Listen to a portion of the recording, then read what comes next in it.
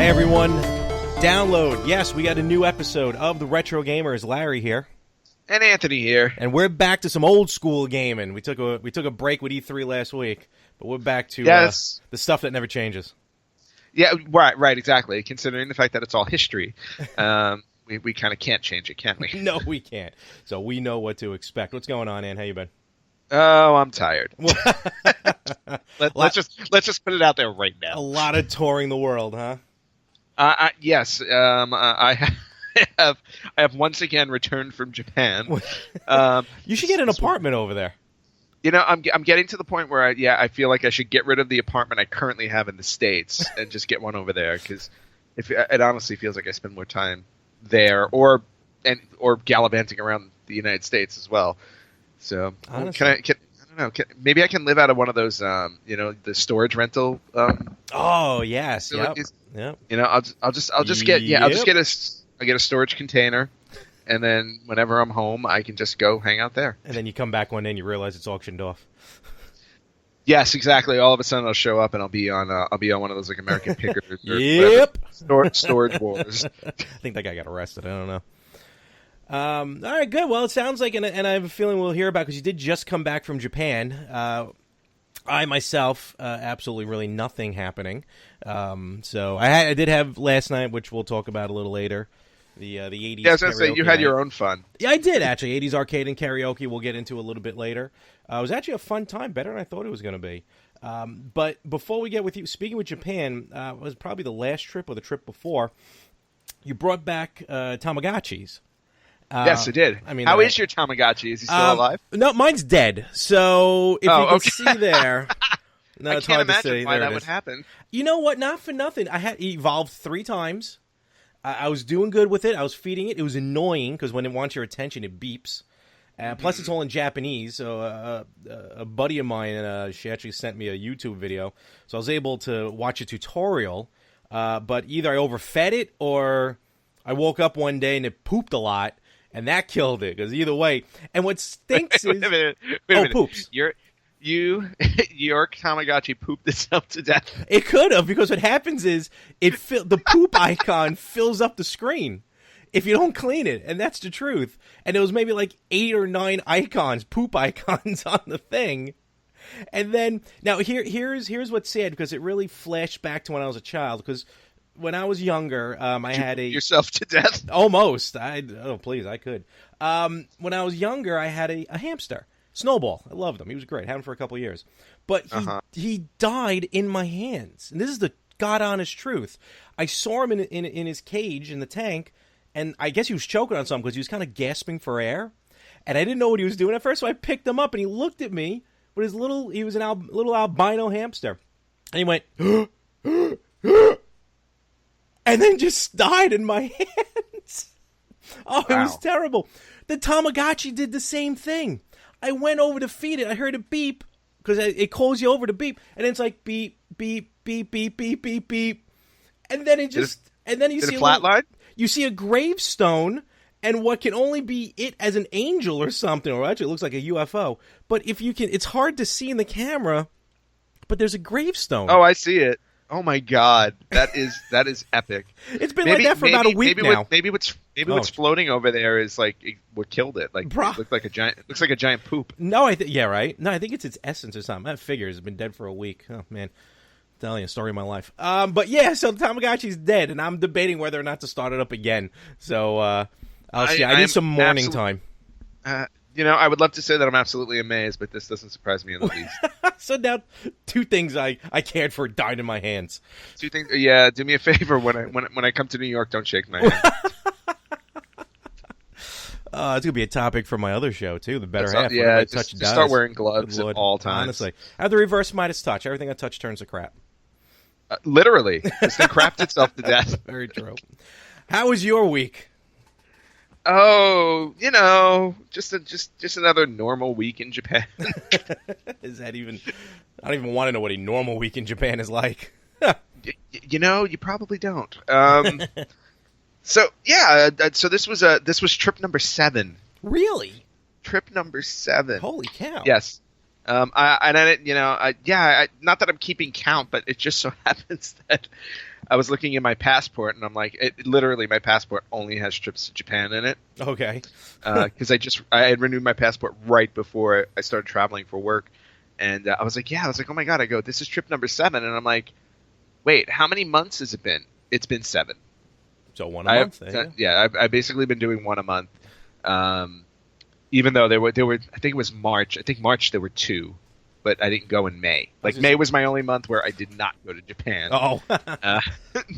But starting in December of last year, it's been this was trip number 7. So I'm like, wow. I was like, okay. Cow. I was like, and what I found funny is that the month and a half gap between my last trip and this trip, it's amazing how many Japanese words I forgot. Really? I'd be more amazed at how many Japanese words you learned. Well, no, I mean, like, I was like, in the beginning, because I knew this was going to be a regular thing for me. I was like, okay, I need to learn at least some of the language so I can get by. And I learned a bunch of keywords and phrases and whatnot. But then when I went back this trip for some odd reason, I was like standing there and I'm like, wow, I could barely remember like 3 words. I was like, what happened? I was like, where did this information go? I was like, it slowly started to come back as I was spending time there, and then of course I flew home. So. I'm fairly confident that on my next trip, which may be in 2 or 3 weeks. Can you ever find a job that just keeps you in the U.S.? Or at least that keeps you home? Because that keeps me from traveling? One of your prior jobs did a lot of traveling too. Yes. No, I think from now on, let's just always assume that my jobs will involve me traveling, and which I envy. Trust me, I wish I could travel for my job. Hey, I'm not against traveling, don't get me wrong. And I do enjoy traveling for work because, you sit at a desk every day, it gets monotonous. I did that for like 15, 16 years before my first job started really sending me places. And but after a while, I mean, you get kind of road weary, so to speak. Yeah, that's true. I hear or plane weary or whatever you want to call it.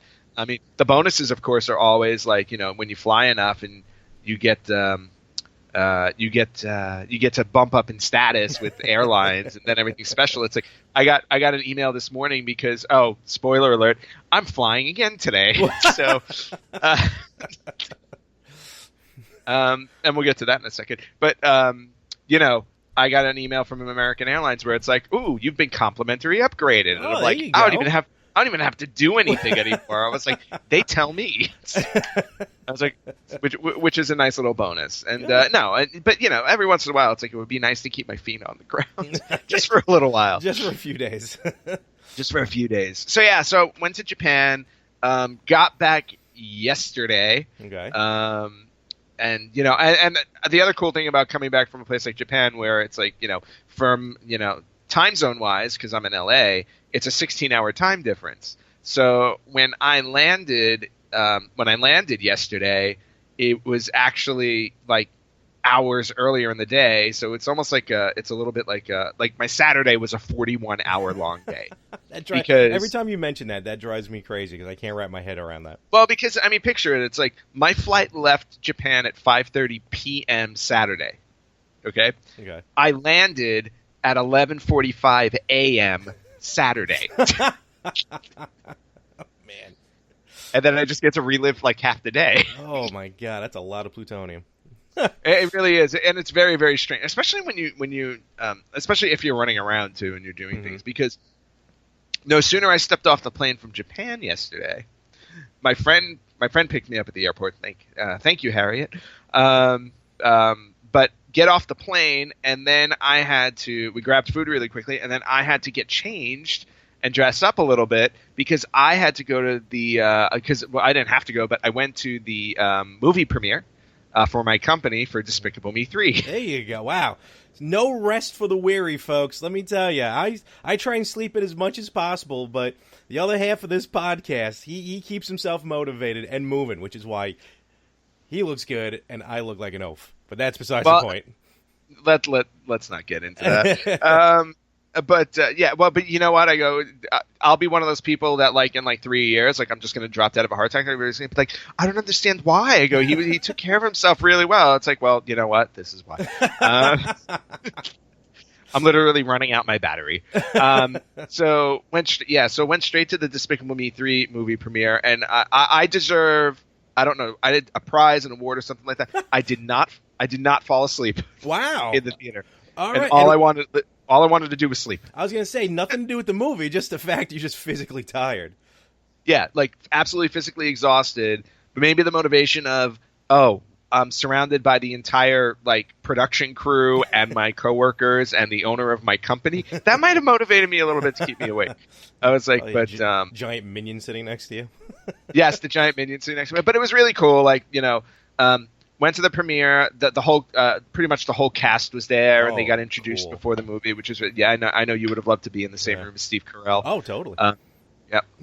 Office all the way.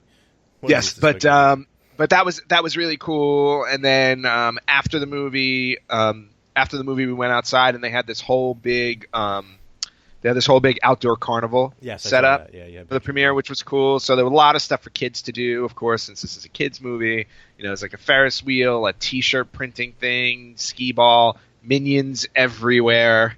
I lasted about a half an hour. And then I turned to my friend who came with me, and I was like, "Are you tired?" She's like, "Well," and it was hot out. It was really hot out, so it was outdoors too, because this was like a thing. The premiere was at like 3:00 in the afternoon, so when we went outside, it was like 90 degrees, and I just looked at her, and I'm like, "You ready to go? Yep, let's go."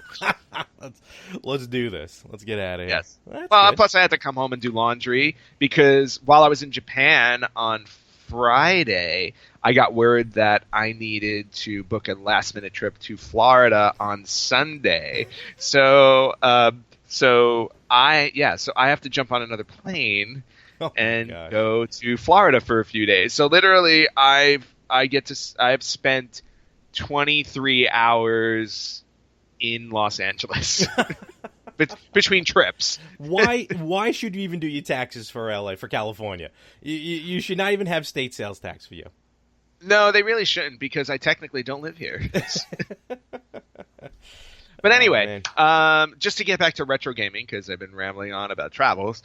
While I was in Japan, I did get to go to Super Potato. Very nice, yes. Which, of course, is always my stop. Well, actually, there were two places. There were three places I went to. First one is a place that I always go to called Yodobashi Camera. Mm-hmm. And that place is it's more of like a general store. Like, it's this big department store because they deal in big department stores there. But in the sub basement 2 in the store, right? It's basically a toy store, a video game store, and everything like that. And when I walked in at like 9:30 in the morning, just as they opened on Saturday, on my 41-hour Saturday. Okay. And there was a line from the register all the way down and around the store. Wow. And I'm not kidding you when I say like a department store. I'm talking about like big. Like, we're not like, if you think of like a Toys R Us. So imagine like a Toys R Us line all the way down one aisle and then across the back and then down the other aisle. Like, it was huge. And I'm like, okay. I'm like, what? I literally, and this was right when they opened. Like, I was like, right when they opened, I was like, I took maybe 60 seconds to get downstairs because I went to answer a text or something. And then I get downstairs and I look at this line. I said, what the hell is going on? And then I look at the register and I see them wrapping up a Nintendo Switch. They got Switches. There you go. Yeah, Nintendo's really been up in the deliveries there. Yeah, so for anybody in the States who's desperately trying to find a Switch and you can't because of, shortages, do not fear, because there are shortages everywhere, even in their home country. Even in their own backyard. Exactly. Holy so, but the line was ridiculously long. So, but thankfully I didn't, I obviously did not go there for a Switch, nor was I going to buy a Switch yesterday. So then after Yodobashi, I decided, I was like, okay, it's Super Potato time. Got to go to Super Potato and get some games. The unofficial store of the retro gamers. Yeah, more or less, even though they don't know it. So I went down to Super Potato because I know you wanted a couple of things. Uh-huh. And I, of course, always want to go there. And when I got there, it was like 20 minutes early. They were still closed. So I'm like, okay. I was like, I'm just going to go wander around the neighborhood because, it doesn't matter where you – I'm sure it matters. But, like, in Osaka, at least the area that I was in, Super Potato's right around the corner from this place called Kitchen Street. And if you don't know what that means, Kitchen Street literally is – it's just a whole bunch of shops on this one really long block. Just full of stuff for your kitchen. So, lots of like dishes and all kinds of stuff. So I walked up down there a little bit, and then I just decided I'm just going to wander around. And then I went by a Namco arcade. I went by a Sega arcade because they're all over the place there. And then I just turned down the side street, and then I decided to look at. So then I went on my. I decided I was like, I'm going to go on my phone, and I'm going to see if there are any other video game stores around, because who knows.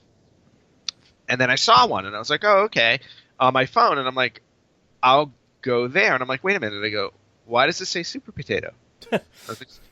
I just walked past Super Potato, so I'm like, all right, whatever. So then I walk down the block, and I get to another video game store, and lo and behold, there is another Super Potato about 3.5 blocks away from my regular Super Potato. So they franchised the chain, and they're not even 4 blocks away from each other, and it took you 7 trips to find the second one. Yes. Did you ever have you gone into the second one thinking it was the first one? No, because I had never been down that street before. Okay. I can definitely attest to that. So I was like, wow. I was like, okay, this is weird. I was like, I thought, first off, when I first went to Japan, I thought that Super Potato only existed in Tokyo. So because that was the first one I went to, and then on one of my trips, when we went to Kitchen Street. There was literally a Super Potato right on the other side of Kitchen Street that I didn't know existed on that trip because I didn't look for it. Giant potato.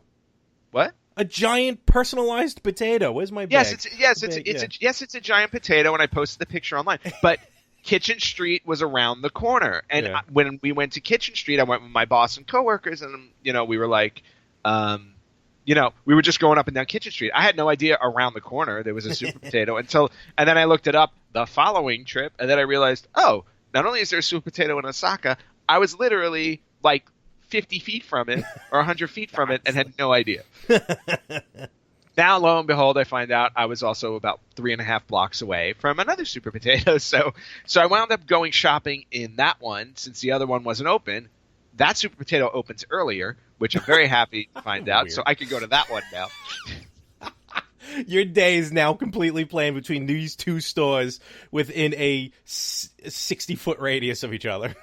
Yes, more or less. So, and not only that, and on the way, once I finished shopping at the new Super Potato, I did go to the other one as well, just for the hell of it. I felt like I couldn't leave Osaka without going to the regular Super Potato. I wonder if everything's priced the same, because if not, you buy stuff at the higher price potato, return it at the lower price potato, exchange it out or something. You may be able to make some money. You mean buy it at the lower price and return it at the higher price? Yeah, that's what I meant. Yes, it was a long night. That's exactly what I meant. No, you will be. Unfortunately, it is not true because I did do that. You checked. Very good. I did check. I checked a few games just to make sure they were still the same prices, and I was like, yes, they are. So anyway, so I went. I shopped in the new Super Potato, which I kind of liked better than the other one. Oh, okay. For a couple of reasons. One, it was on the ground floor. I didn't have to climb any stairs. So that's always a good thing. And yes, I'm in good shape, but you know what? Sometimes you're just lazy. Especially that early in the morning. Yeah, but not only that, I felt like the new one that I found, it's bigger. So there was more opportunity. Yeah, so there was more space to kind of move around in there. So it was really cool. And I also learned a valuable lesson this time as well.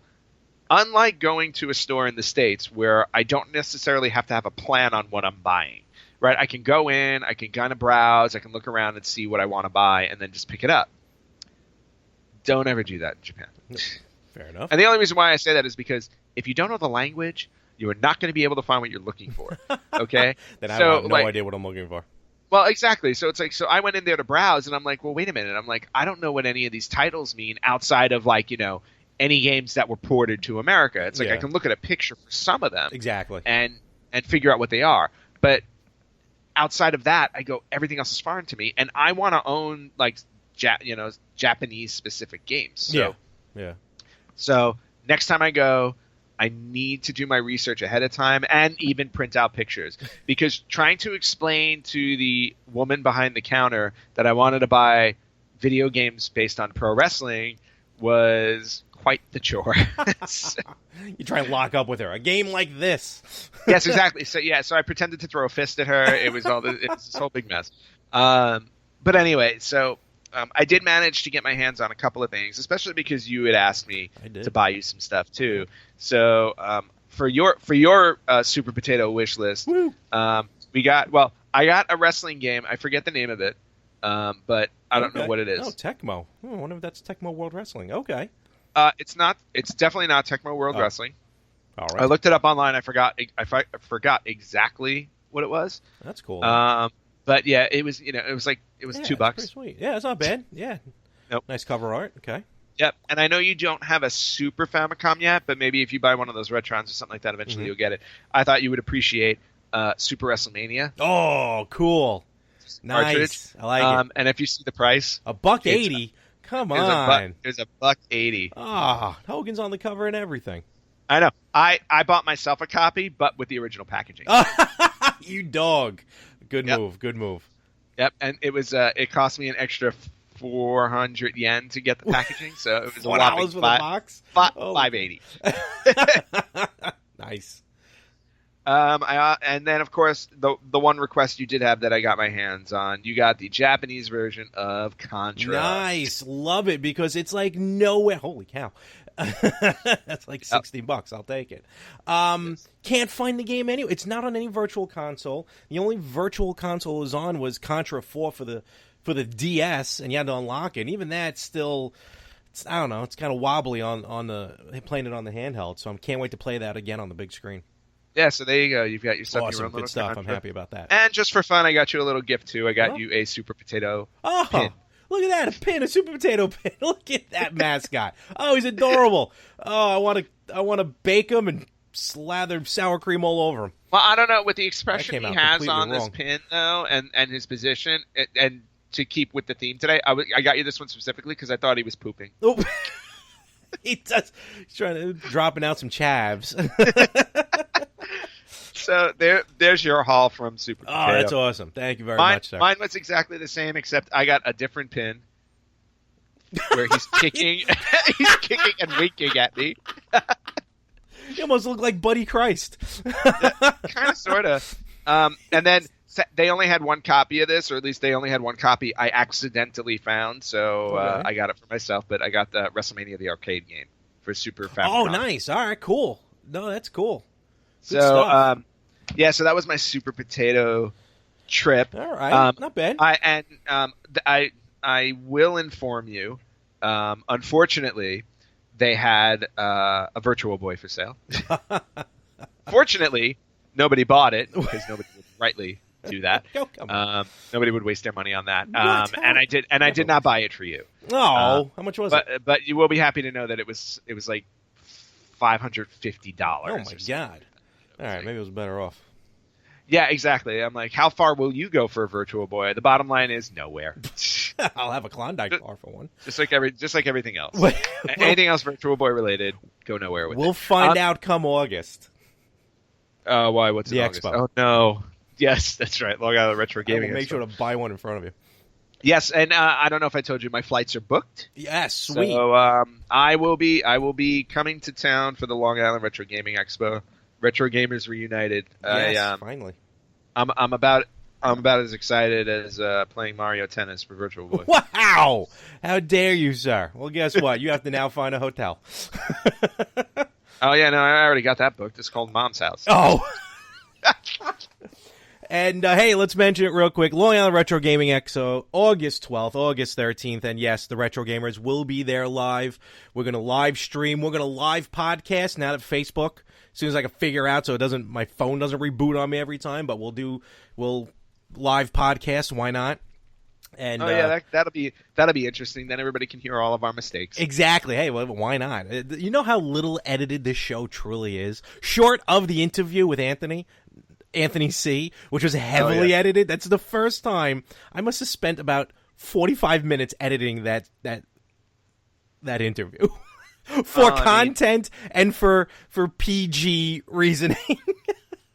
Well, we did warn him, or you did warn him. I did. About Maybe I'll release the raw footage one day. Yeah, but you know what? Hey, what's a little adult language every once in a while? Exactly. It's not like we're on in the UK. Yeah, but it'll be fun to be to be absolutely positively live for a change. Yeah, so, it's gonna be cool, and you're gonna enjoy it too. The place is awesome. Yeah, we'll throw in a surprise or two if we can. Yeah, definitely. I don't know what those surprises are, but Who knows? I don't know, but I'll make sure they are epic. Yes, they are Virtual Boy epic. Oh man, there is a Virtual Boy there too, not to play, but to look at. Well, yeah, because I mean, playing it basically kills you. Speaking of killing, on a side note, what else died? Oh, my poor Tamagotchi. I don't know why I didn't mention it before. I said I really didn't do much. But this past Friday, I actually got my fat butt onto an ice rink, probably for the 4th time in my life. What prompted that? My godson. So basically, Friday I went to the New York Islanders draft party, which was amazing because, the Islanders traded their first-round draft pick, so it was really kind of useless for the Islander fans to be there watching the draft. Yeah, pretty much, because the first night's always just the first round. Which I learned for the first time that night. Yes. I had no idea it was a 2-day draft, let alone they have the expansion draft. They have, what's that other draft they have? They have like like the newbies, whatever. Yes, I know. Well, it's nice to see you finally learning about hockey. Hold on. I walk into the building, right? My cousin wasn't there yet because he was bringing my godson, who's 6. So I get to the building, they're like, hey, so, season ticket holder? I'm like, half season ticket holder, yeah. It's like, oh, good. I bet you're really, happy about the trades and everything. Who are you looking forward to tonight? So I had to mumble my way through this conversation, pretending I knew exactly what I was talking about, which I had no idea what I was talking about. Well, Larry, if you're gonna be even a half season ticket holder, I beg you to at least learn the names of the players on your team. No, I know most of the players from the team. It was just like with the trades and everything, I had no idea what was happening. Well, I also beg you to download the NHL app because you can at least, if you download the app, it asks you to choose your favorite team, and then you'll have a section that'll update you on everything that goes on with them. So although I still think you're a fan of the wrong team, but that's a whole other story. Hey, meet my pops. We got half season tickets. What do you want? Yeah, I know, but for the wrong team. So they had an open rink. So I got on the skates, and the girl's like, "Do you want hockey or figure skates?" You always want hockey. I know. I'm like, look at me. I don't want figure skates. It's like, well, the figure skates are good for people starting out. I'm like, give me the hockey. So I get the hockey, and for the time it took my 6-year-old godson to do a lap around I would say it's a regulation size rink in there, probably. Mm-hmm. I probably slid on the ice, on the skates, about 2 feet from the rink door, 2 feet down, and he's like, "Why aren't you moving?" I'm like, "Because I can't move." And then I was lightly harassed by Sparky the Dragon, the Islanders mascot. Very nice. Because then he started making fun of me when he saw me sitting on the bench with my skates on. So, when I come to visit in August, are you saying we're going to hit the rink? We could. I'm not, but we could. And then the best part, Sparky comes over and he leans in and he goes, "Don't go on the ice again until I come back from break." I was like, "Why?" I don't know. He was gone for like 45 minutes. I took my skates off. I'm like, I'm not waiting for him. I think he wanted. I'm guessing they wanted to record that for for posterity. Oh, please! I had everything in my pocket. I would have broke everything besides bones. So. Well, congratulations for at least making a go. Oh, it was terrifying. Absolutely terrifying. It's awesome. Awesome. I do better on the ice in NHLPA 93. Man, when I would love for you to just really get out there and start skating, so when I come home, we can actually we can form a team. Be like Blades of Glory. Oh man, well, let's not go there. Oh, man, God help us all. So Larry, while I was having my my 41-hour Saturday, I remembered at some point that you were actually going to be live streaming from Cradle of Aviation for that 80s arcade and karaoke night. This is correct, and that's exactly what I did. It was actually a really fun night, to be honest with you. The basically what Run me through it. I sure will. I've done it a couple of times before, where out here in Garden City, New York, on Long Island, Cradle of Aviation Museum has a, what's it called? From the Arcade to the Living Room, a video game retrospective 1972 to 1999. In layman's terms, they have pretty much every system represented from original Pong all the way up to the Dreamcast and arcade machines in between. It's up all year. So you can go during the weekdays, you can go during the weekends. For a while, the first Thursday of each month, they were doing an arcade night. You pay a few bucks, you get in, you just play. Like they keep the place open longer than usual, and you can play games. That part kind of died off. I don't think they were getting as many people because it's a Thursday night. But the last Saturday of each month, they have, as you mentioned, 80s arcade and karaoke night. This place was packed yesterday. It is what it sounds like. They have the games set up, and remember, once you're in there, the games are free to play. So that's awesome. Oh, it's fantastic. It's so much fun. And it looks like they worked on some of the games. Some of the games looked like not refurbished, but just look in a little better condition than I've seen them in the past. So it looks like they're trying to keep these arcades up. And it's a museum, so it's not like they're spending hundreds of thousands of dollars on it. So they're doing their best, and they're doing a tremendous job. They also had karaoke, which when I was live streaming, I even live streamed some of the karaoke. Yeah, which is the most important question I have from your evening. What did you sing? I was too busy working. I was working the floor. Oh my God! You copped out of the karaoke portion of the night. I was singing when I was playing some of the games. I'm sure you can hear me. Larry. You know this is exactly the reason why I should have flown from Osaka straight to New York because I knew you were going to mess this up. Well, no, and I think another reason why it was popular, Cash Bar. So, oh, good Lord. Yes. Thank God I was driving, so all I had was one Pabst Blue Ribbon, one PBR, because that's the cheap beer. But did anybody go with you?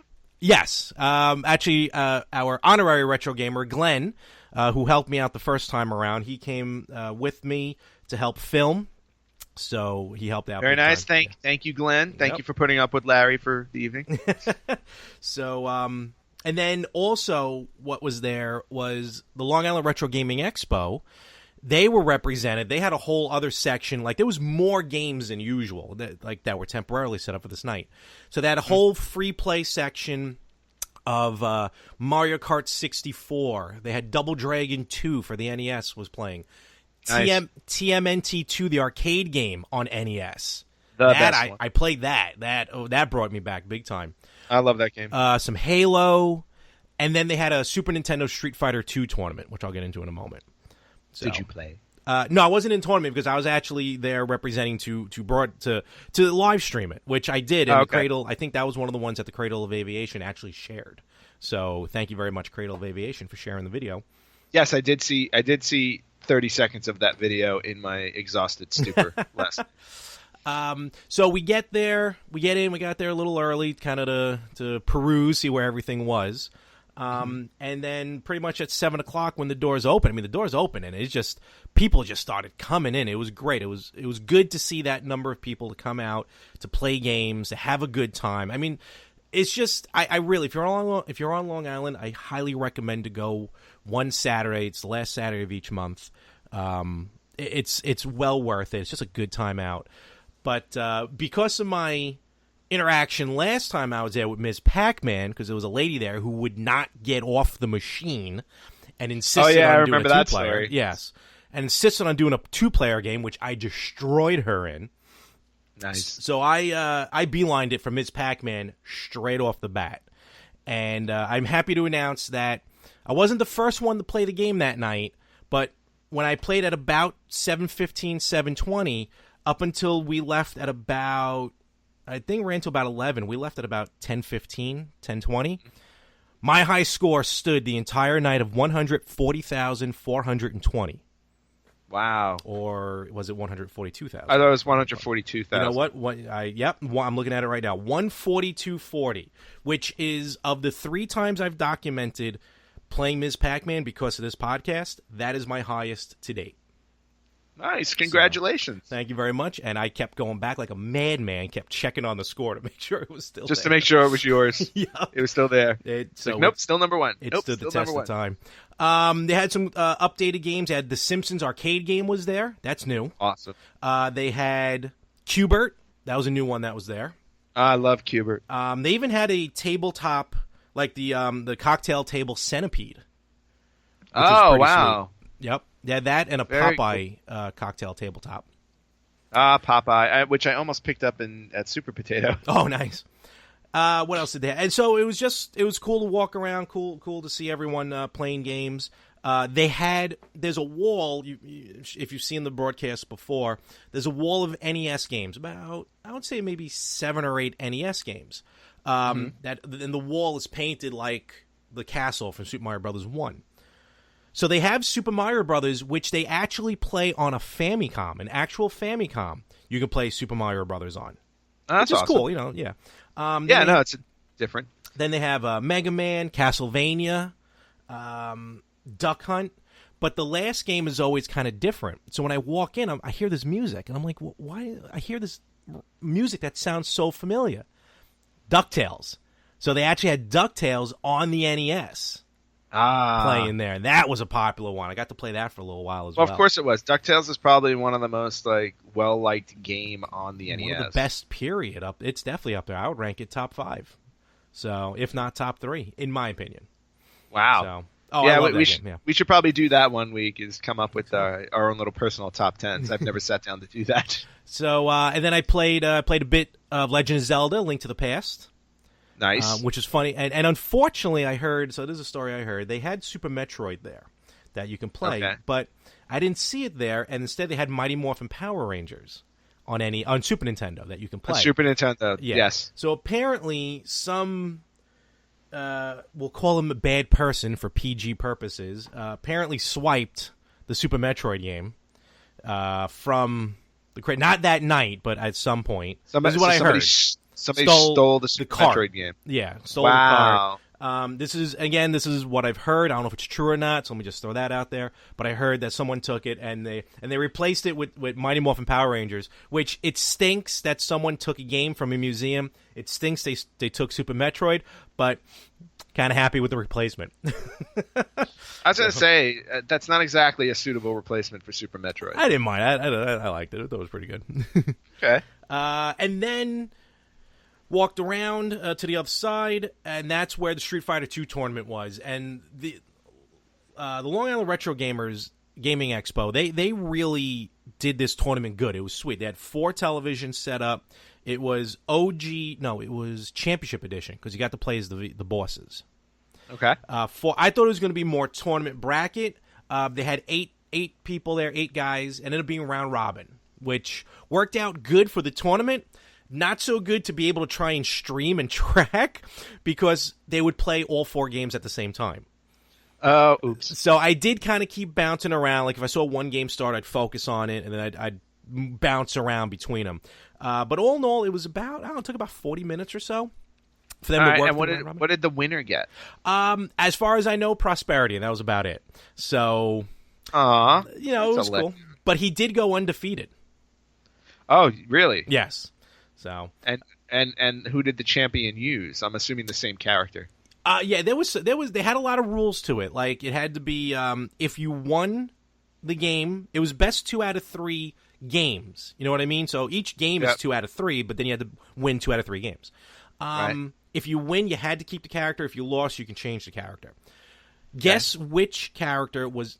I don't know if you watched the video. If you watched the feed, then you know the answer. I did not. Okay, I did not. Guess which character was most popular of the entire tournament? I'm gonna say Chun-Li. Blanca. Well, yeah, interesting with the electricity and the ball, like the way he curls into a ball and throws himself. That makes sense. I must have seen at one point with the 4 games going, six of the players was using Blanca. Wow. One game was Blanca versus Blanca. Well, I guess with that math, it would be more of them. But generally speaking, yes. But generally speaking, and I was shocked. I mean, I barely ever use Blanca because all he has is electricity. But I was always, like you mentioned, I'm a Chun-Li fan. I use her all the time. Well, no, I mean, he has the electricity, but can he also turn into a ball and throw himself across the screen? He can. That's sort of like E. Honda's Superman. And, I think he also has... Does he have a long reach? I mean, he has a longer reach than some of them. Not like Dalsim, but he has a longer reach. Right. So, well, I guess that combination makes him a popular choice. I get, but it's funny because whenever I've like played in the past, I never used Blanca, and when I used to play against people, I rarely ever seen anyone play him. But that night, he was very popular. Blanca was always my choice if I did not use Chun-Li. I liked Chun-Li because of that stupid kick thing she does. Yes, yeah, and she can bounce off the side of the screen and everything. So yeah, plus the kick thing was an easy thing to remember. I think you just had to button mash. Yeah, pretty much that. I still always had trouble pulling off her Hadouken. I know it's called, and I know it's not called a Hadouken, but yeah, it was whatever that thing was. And then the Hurricane Kick was always a fun one. Yes, there was that too. So the Street Fighter 2 tournament really went off without a hitch. It was fantastic. Good gameplay had by all. It's one of the videos. That one actually is labeled Street Fighter 2 tournament. So go back, check it out on Facebook.com/RetroGamersPodcast. Check out all of them. I must have went on and off Facebook about, I don't know, like 3 or 4 times. A couple times the feed in the beginning was a little loopy, so it wasn't working too well. Then other times just to give my phone a break. Bad boy was overheating. So I was just gonna say, I'm surprised your battery didn't drop on you. Well, I do have a battery backup, so that's okay. So. Well, that's always good. Well, I'm sorry I could not have been there to join you. I could not squeeze anything else into my Saturday, even though it was 41 hours. That's okay. You'll be there in August. I would have liked to have been there for that. I'm sure there'll be another opportunity. Oh, they will. Like I said, at the end, it's the last Saturday of every month. Plus, during the expo, this thing's going to be open anyway. The arcade part's going to be open. It's the second floor of the museum. All right. So, all right, cool. So then when I come in August to do Long Island Retro Gaming Expo, we can swing over there. Exactly. That's all. It's awesome. all there. It's in the same building. That's what I'm saying. It's all in the same building. Yeah, okay. No. They're doing the expo. Yeah, I mean, I know you don't know what the place looks like, but there's a giant open floor on the bottom, which I'm sure is where I'm assuming where like the people selling stuff, and they'll have some stuff downstairs. And then upstairs can be wide open for more vendors and other things, and we'll set up to do our live podcast somewhere. I went in, met a couple of guys running the thing. Rod, I just want to thank because he's the one that got us in there. So, Rod, thank you very much. Met Seamus. He was a really nice guy who ran last night as well. So, I put our name out there in a good light this time. So, it was pretty good. Yeah, I was just going to say, when you say you put our name out there, I always worry. I have a history, yes, but this time was good. I had Glenn with me. Don't worry. You have to have somebody keeping you honest. Honestly, right? And in check. And I only had one beer, so it was good. Because if I got hammered, it would have been even better. Yeah, then the karaoke would have come out. And the karaoke, talking about the karaoke. Yeah, how did that go amongst was it popular amongst the people that were there? No, everyone, karaoke, you get up there, whether or not you can sing, you go on there and do it. This one gentleman went up, and, he looked like he would sing something. I heard, what I hear? Frank Sinatra. I've heard, some people singing the Beatles, Journey, Guns N' Roses. So this one guy gets up. It looks like a guy maybe sing like Billy Joel or something a little kind of low key, and he breaks out with it is what is it. It is what is Alice it. in Chains? Yeah. And he starts singing this and like hardcore. Like he's like deep and it was hysterical. And then 2 people went up, covered head to toe in tattoos, and they're singing like a love ballad. Hey, you know what? It's Larry, funny. to each his own. I'm not complaining. I was just gonna say, you can't judge. You didn't get up there. I judge, but you're right. I didn't get up there this time. And then we'll have to remedy that when I come visit. And there was this one girl who sang. I caught the end of it. I can't remember the name of the song, but I thought it was. I think it was a Fleetwood Mac song, because she sounded like what's her face. What's her name? Don't put me on the spot. I'm too tired.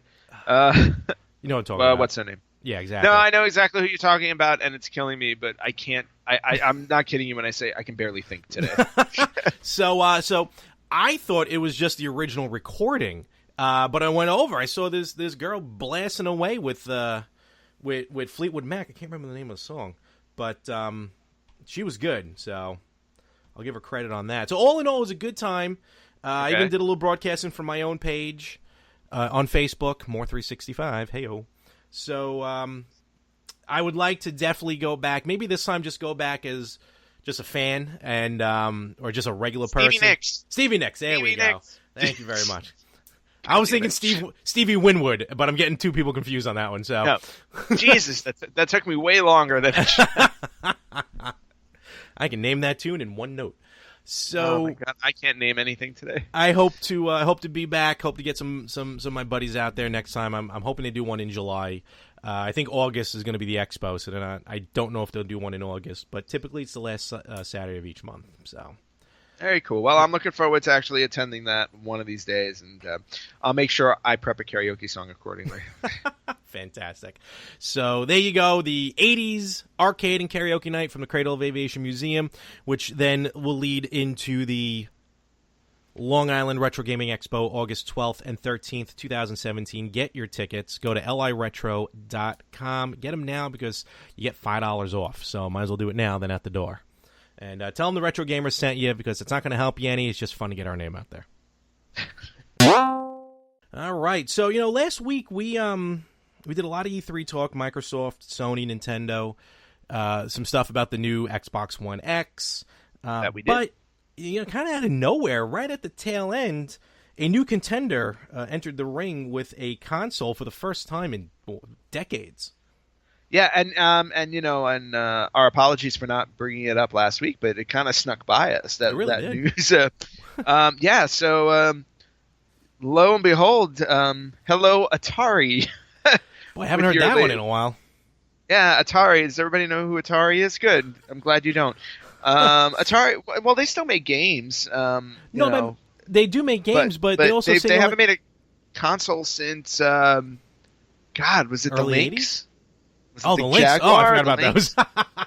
There was the Jaguar and there was the Lynx. The Jaguar, I want to say, was their last actual home console, and then the Lynx, which was their handheld. Yeah, Lynx, Jaguar, Jaguar CD. That all came out right at the tail end of the 90s.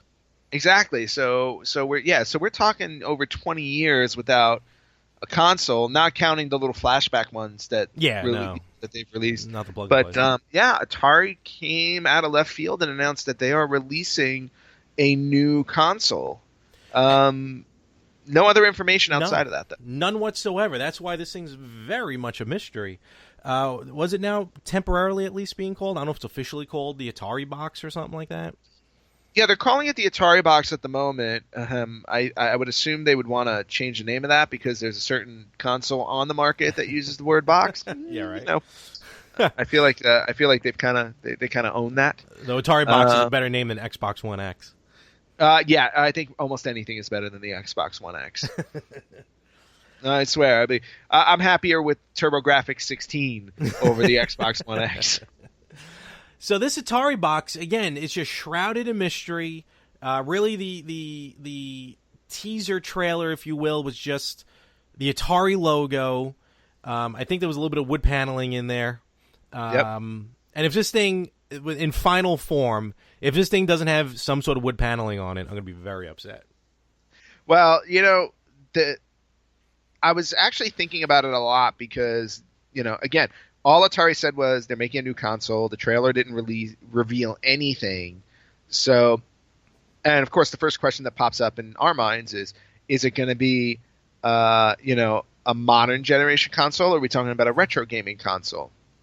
And based on the trailer, now that I've thought about it enough, the wood paneling may have been a bit of a clue that this is going to be a retro gaming console. Really? Okay, kind of like another flashback, like the NES Classic and the Genesis. Yeah, I have a feeling that that's where they're going. Now, I don't know, and if that's the case and that's what they're going to do, I don't know how monumental it'll be because there have been so many honestly Atari flashback version, console versions that I don't think it would make that big of a splash. Not even just consoles. All the re-release games, and I mean, we both own the Atari Flashback Volume 1 and 2 on Xbox, which has a bunch of games on it. I mean, unless this thing plays old cartridges, it's the only thing I can think of that can bump it up more than what the flashbacks have already been. And Genesis is already doing that with taking the cartridges and has been doing that. Yeah, and you know what? I mean, to be honest with you, I mean, Atari hasn't released a console that takes the old school cartridges for a television that works today. That is true. That's true. I still have an Atari 2600, and it's set up in a way where I can plug it into the coax in the back, without having to use the remember the box you used to have to use on your TV that would switch from TV to game on channel 3. I saw it recently. A buddy of mine actually, he broke out. I guess he went sifting through his garage and he found his old Atari, and he said yes, like Radio Shack is probably the only store you can go to try and find some sort of connector to get it connected to his modern television. So yeah, pretty much. And I have a converter box for it, but I still have the old box. Really? That has I still have that old little box that switches from TV to game, and it's just kind of cool to have. Yeah, but yeah, I can hook up my Atari. I have the piece that lets you hook it up to the regular coax. Well, that's good. But yeah, I mean, they don't have a system. And again, and I'm assuming if they come out obviously with a retro console, it'll be like, hooked up through HDMI or something like that. So you can see all those 2 kilobyte sized games in full HD, every pixel. I was yesterday at the 80s arcade karaoke night. They have Atari set up, and they have them on old school televisions, which, on a side note, if you would have brought an old television, like the big giant TVs, you would have gotten it for free. Get out. Yeah. That's awesome. Wait, did you have to donate it, or could you take that's it home? What I think it was a donation. I don't think it was to lug back home. Like, who the hell would have that? I didn't see anyone come in with one. But, I saw the game set up, one of which was one of the Sword Quests. I think it was Earth Quest, if I remember. Oh, cool. Yep, never saw that in person. Very cool. But some of the TV, and look, this is all old technology, and it's not a knock against the museum, but some of the TVs weren't really working properly, and some of the games were a bit lunky. So it would be awesome to be able to get those carts and be able to play them on modern televisions, which would be ridiculous. Yep, especially when some of us still have a bunch of cartridges. And I've seen your collection. You have it. I got Atari. I mean, I got E.T. That's it. I think that's the only one I got. Is that it? Well, I Berserk. I also got Berserk. I have E.T. I think I have 2 copies of the deplorable Pac-Man game that ported to the Atari. That was rough, yes. Oh, man, that was ugly. Oh, boy. I mean, it would be really cool to have something like that to hook up, to feel like I've got a console hookup. However, again, we just don't know if it's going to be a retro console or not. I actually would be a lot more excited if they were coming out with a modern console, only because I like variety in my gaming, and for a while now it's just been Microsoft, Sony, and Nintendo. It would be really cool to see somebody else enter the marketplace. I mean, because when you go back to the 90s, it was a battle for supremacy, or it was a battle just to be in the marketplace. But you had a lot of consoles coming out between you had Neo Geo, you had this, you had the CDI, the 3DO. There were at least a few different companies coming in, and then if you go back to the 80s, there were even more. There were so many different. There was so many. Sears put out a console. I think I saw one there. Yes, no, not Sears. I think Panasonic put out like a hybrid Genesis Sega CD, not the CDX, but I think they put out like a Sega, because I saw that there as well. I think. Well, that's cool. But it would be really cool to see Atari re-enter the console market, because to be honest with you, I mean, they did have a very powerful presence before the crash of 84, which they kind of caused. Which they kind of caused, but they managed to survive it and come back and try with the Jaguar. True. Of course, that didn't work out in their favor either. So I'd welcome the chance, or at least I'd say I'd give them an opportunity to prove themselves in today's market, because why not? Now, let me ask you this. If it's not old school, if it's not something like a flashback or plays old games, like, what do you think it would be if it's going to be a brand new system for new games? Like, do you think it would be just, like, how do you think that would work? Because you got to imagine, if they're going to put out a new system, you would think some of these companies, these big game-making companies, would have already heard something about it, probably had to sign waivers or whatever you call them to not say anything about it, but there's always someone but leaking something about it. Well, yeah, and that's the other thing too, because that was going to be the next thing I talked about too, because if it was a new console, I think rumors would have come out about it by now. So I'm gonna lean towards it being a retro console. However, if they were gonna come out with a new console, they would have to make sure that it can compete with the Xboxes and the PlayStations. Do you think unless you go the Nintendo route, where Nintendo has survived really, really well by being a console for games. Just for games. Games come first, and that's it. And if you look at the Switch's popularity right now, they've proven that yes, you know what, you can still come out with a gaming console specifically for gaming, and be successful. So Atari can totally go that route. The question is, though, will it be welcome? And that's the thing. We'll have to wait and see.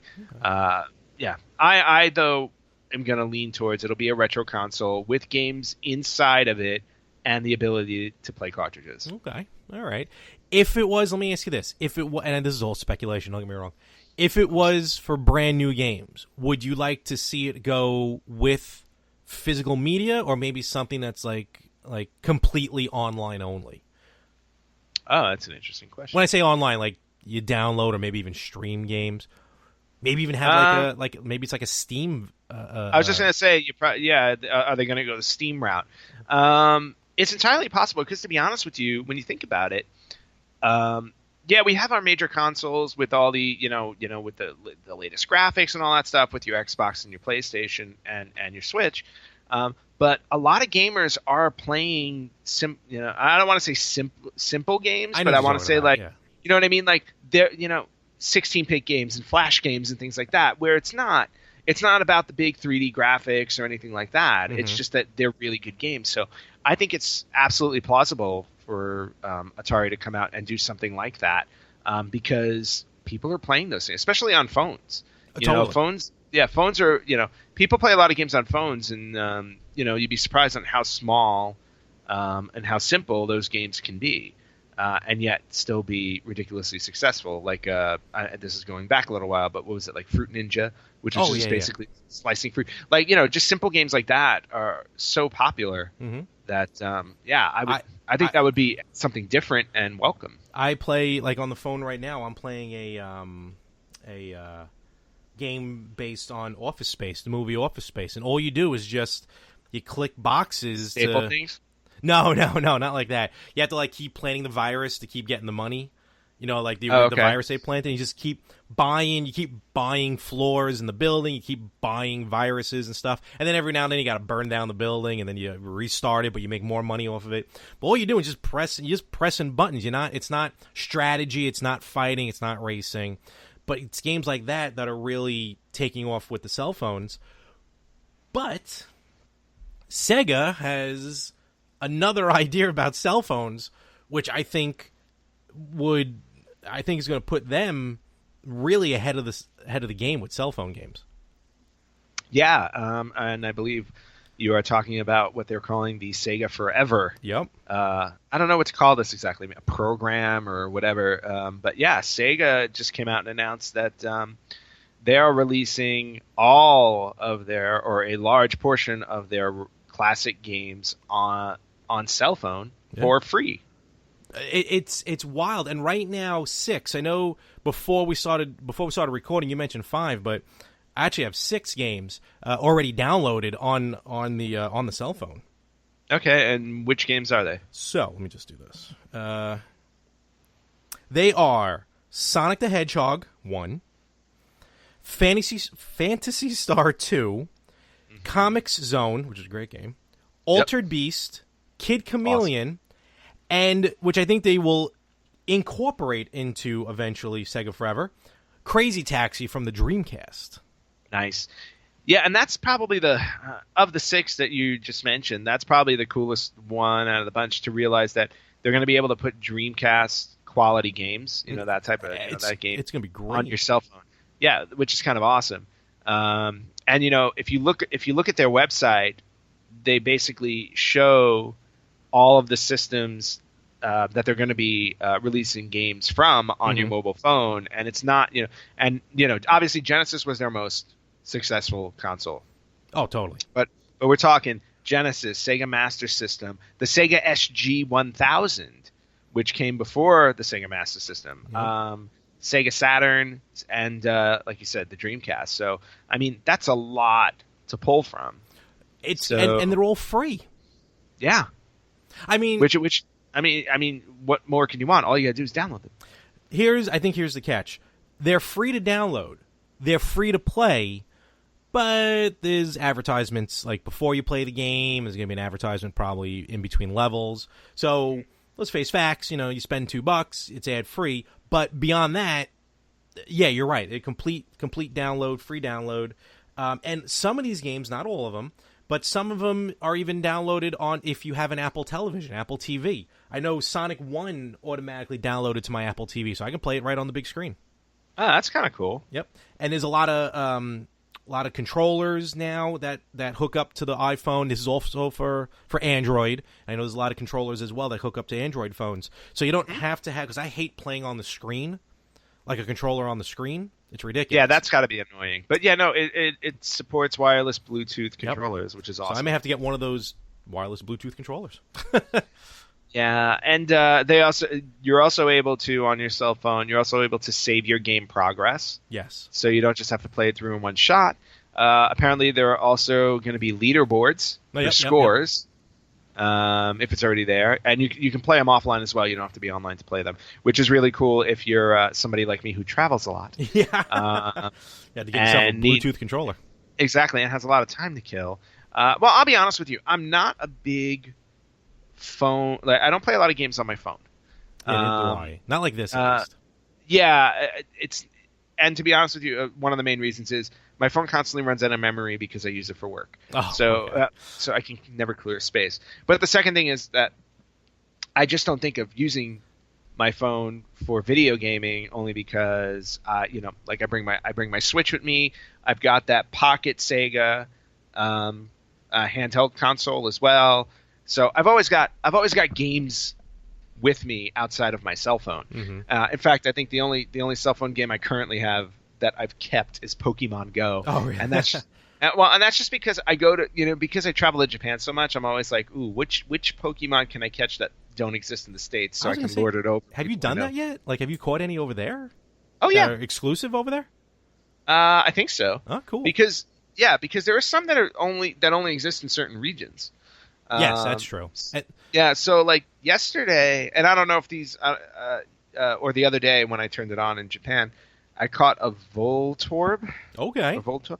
Yeah. I don't know if we have that one here. I've never seen it before. So interesting. That's cool. And a handful of other ones that I've gotten over there over time. They're shutting down all the gyms in that game, aren't they? Are they? I think they're replacing them. They're replacing them with something else called raids.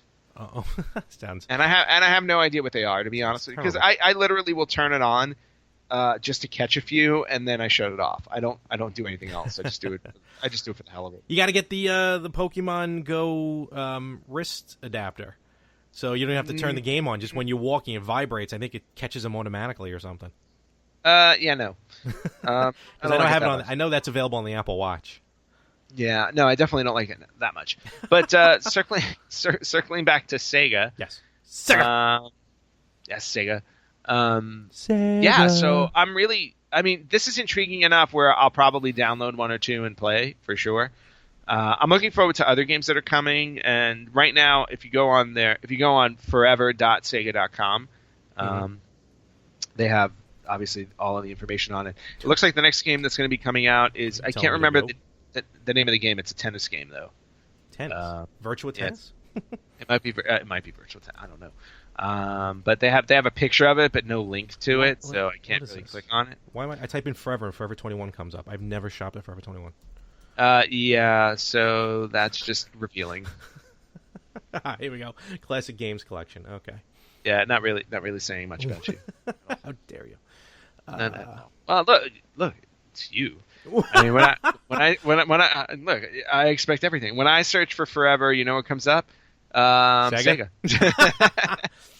What do we got here? Because I've never looked for Forever 21 in my life. Yes, I think that is Virtua Tennis. I think that is, yeah. I think you're correct. It is. So we're going to see some virtual tennis coming on here soon. Cool. Which is nice. To be honest with you, I wouldn't mind downloading Phantasy Star 2 and checking that out because I never played it. You know, I was thinking of that too. I mean, I downloaded all these games, but I've never played Phantasy Star 2, and that hopefully, like an RPG like that, will have quick saves. Hopefully, you know what I mean? Well, not only will it have quick saves, you can probably play it with the controller on your screen. That's true. That's right. I'm looking forward to, because of the Sega consoles, I never owned a Master System.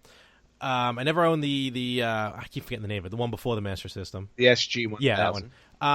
And I never owned a Saturn. And like when I go to Cradle of Aviation, I do play Saturn a lot because I never owned that one. So of all the systems, I'm looking forward to Saturn. Oh, cool. Yeah. Well, maybe you should buy yourself a Sega Saturn. Maybe. We'll see what happens. I got to save up money, though, for a Virtual Boy. Well, yeah. Why don't you just flush that money down the toilet? Because actually, you know what? I may run out of cash that day, and I may ask you to temporarily put it on your credit card when we go to the Cradle, to the Retro Gaming Expo. Yeah, you do realize that's not going to happen, right? You honestly think I'll pay you back right away.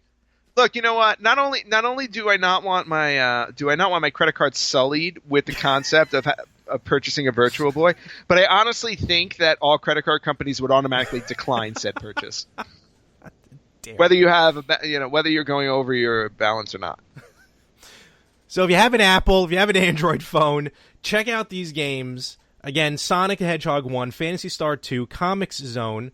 That's, Comic Zone I never really played a lot of, and I think I'm going to play a lot of Comic Zone now. Did I own it? I think I did have it, but I just never really got into it to play it on a semi-regular basis. One game I can't wait for it to come out is Bloodlines.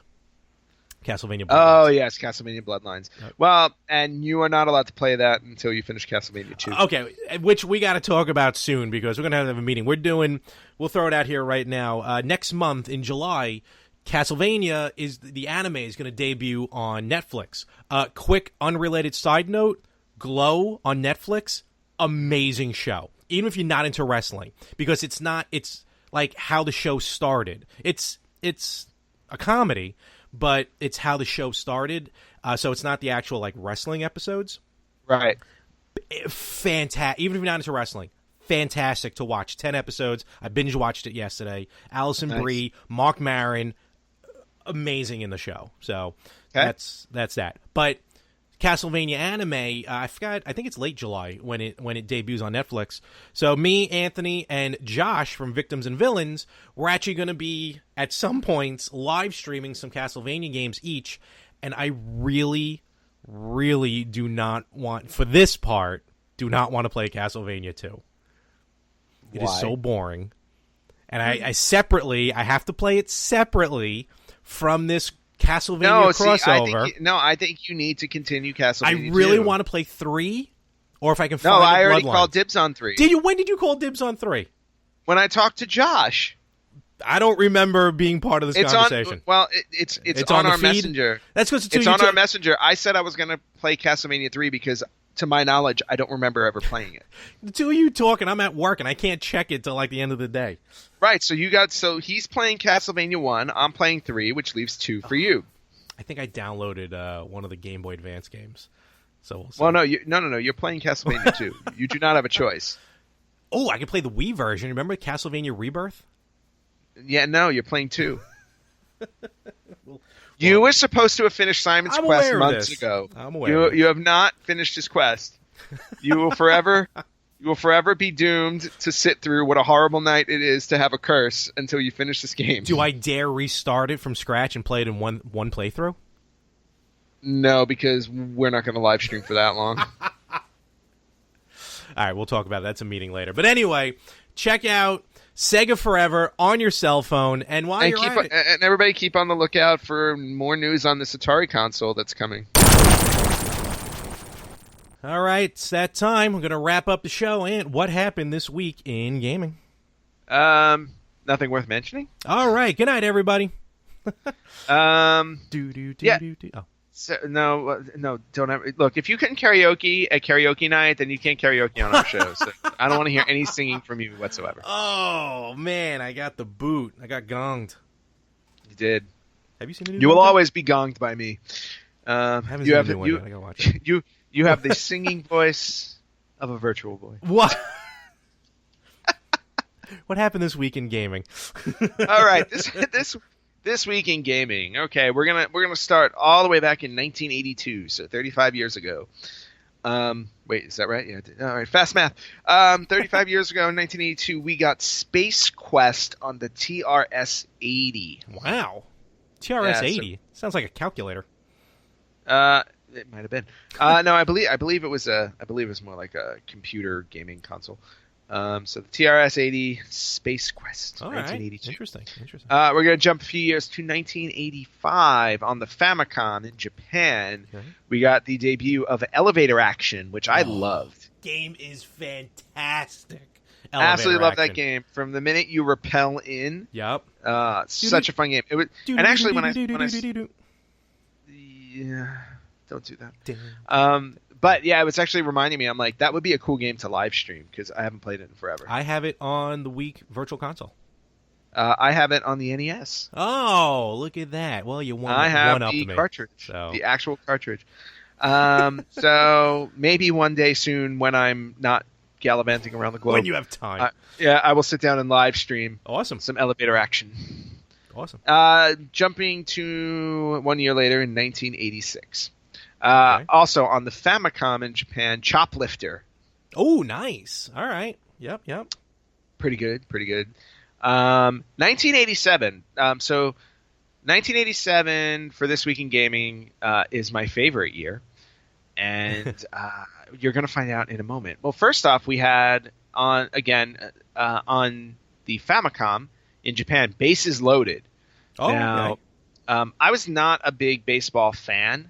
But I will say that Bases Loaded 2 actually was a game that I played incessantly. I don't know why that one struck me as such a great game to play because, like I said, I'm not a big baseball person, but that was really cool. Another game on the Sega Master System in Japan, 1987, we got Outrun. Ooh, yep, that's a good one. One of Frank's favorites, too.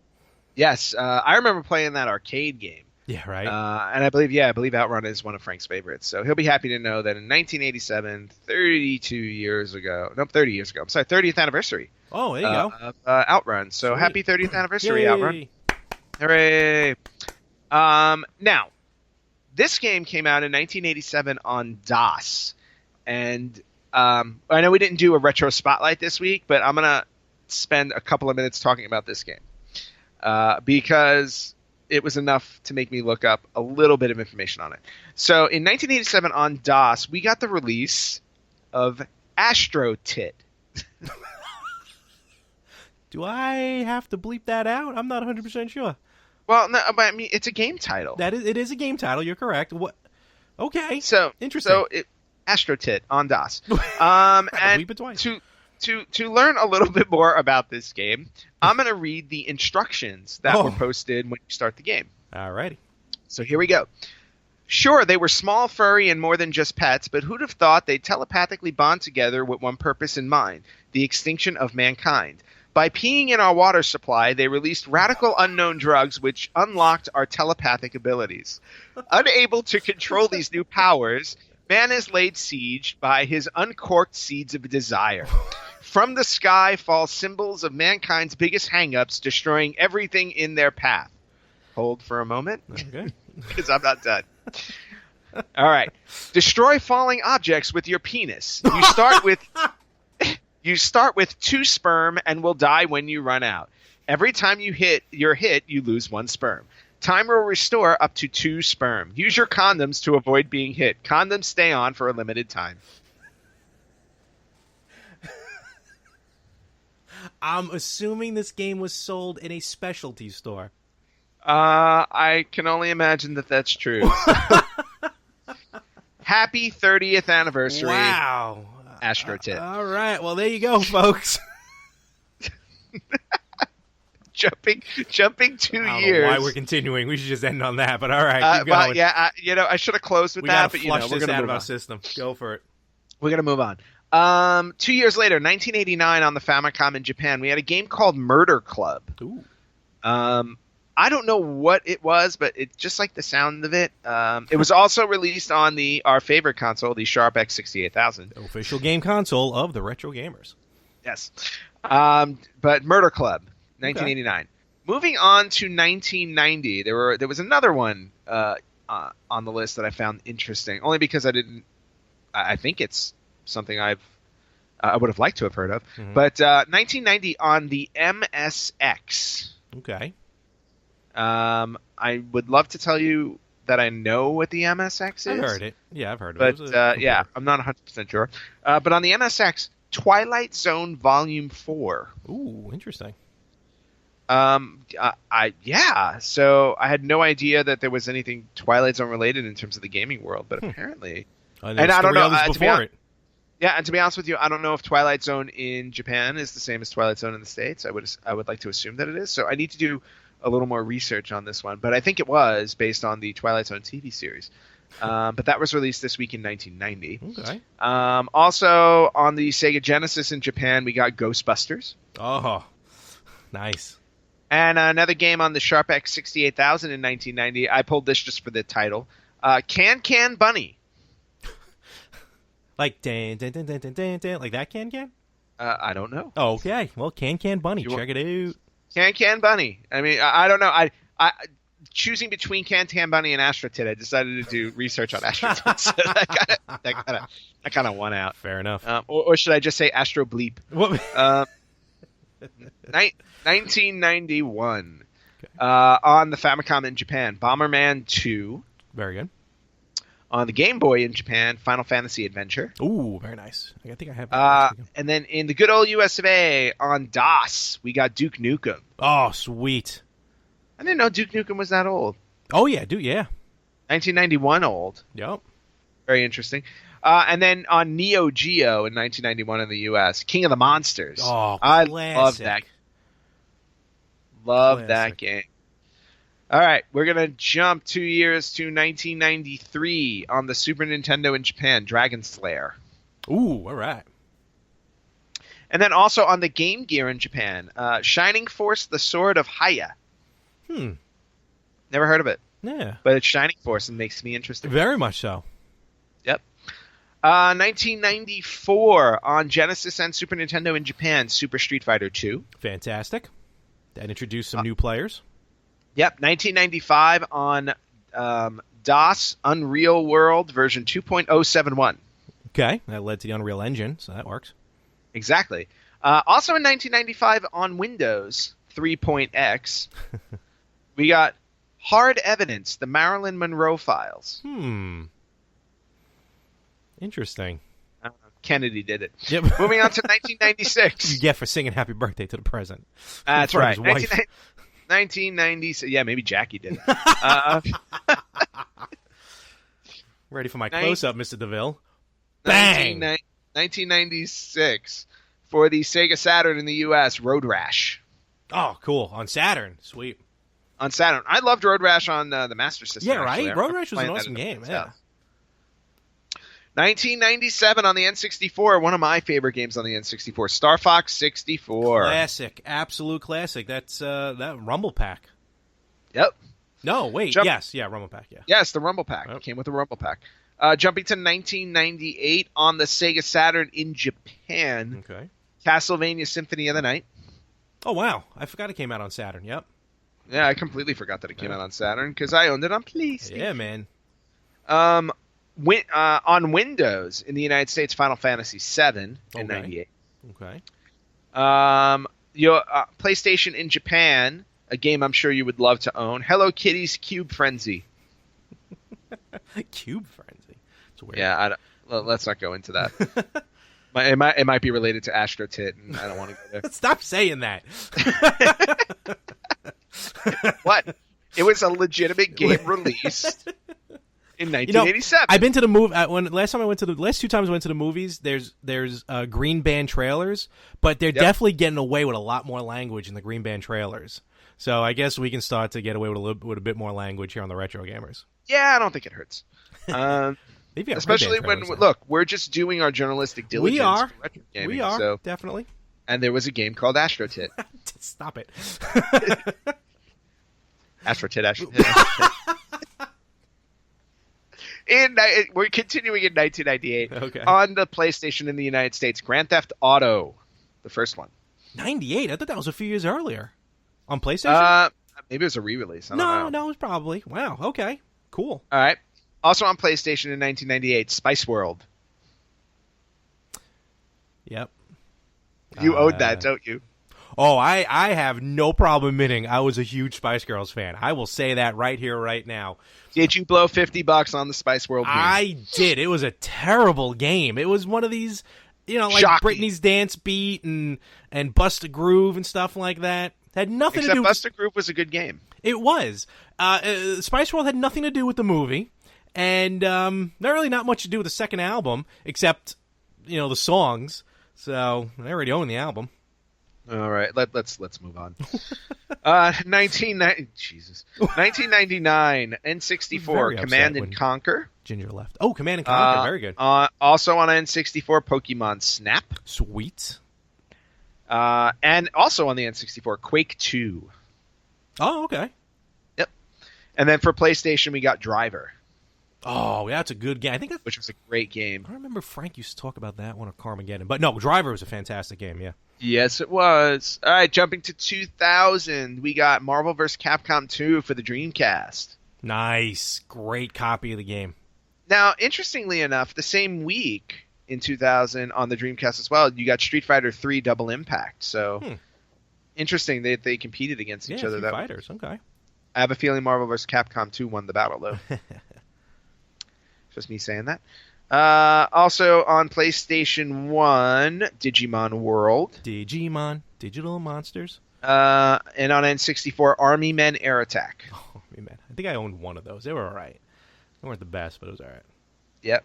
2001, Lara Croft Tomb Raider, Curse of the Sword on Game Boy Color. Okay, yep. It was okay. Also, Alone in the Dark, The New Nightmare on Game Boy Color.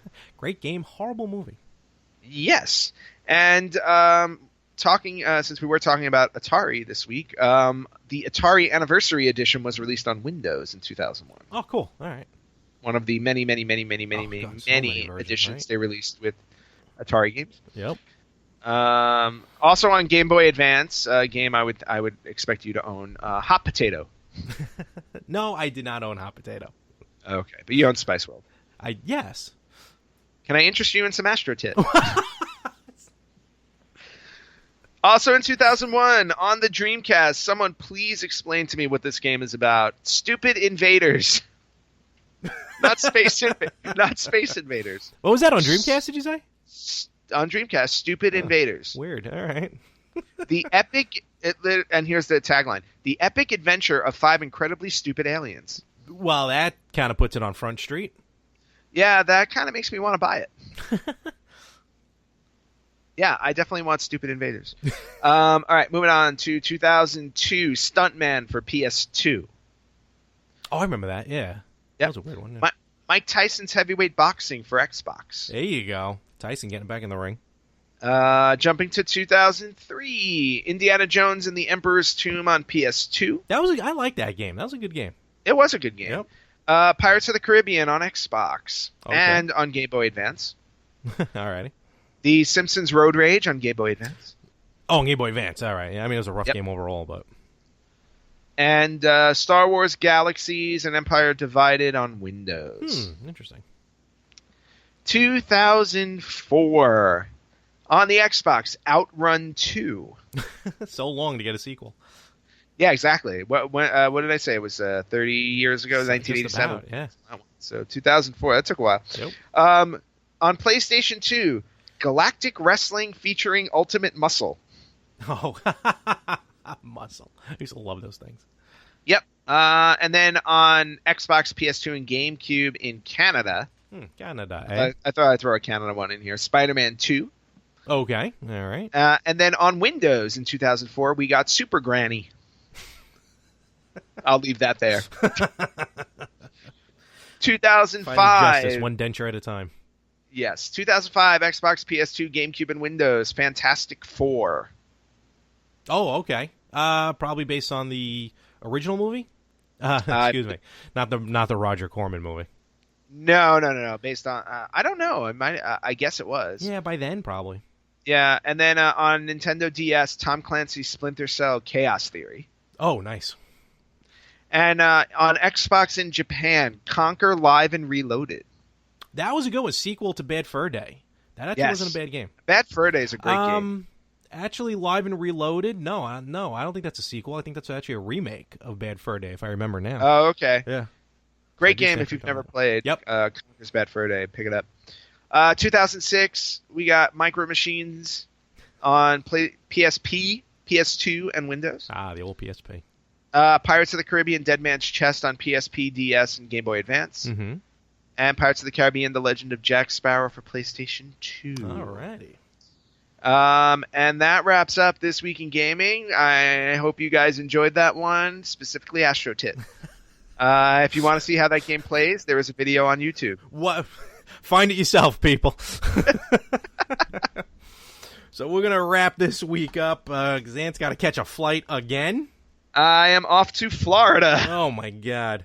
Sarasota this time. Oh, okay. There you go. What Yeah, Sarasota? not Orlando, so I don't have a theme park to entertain. Yeah, so you have nothing to do there but work.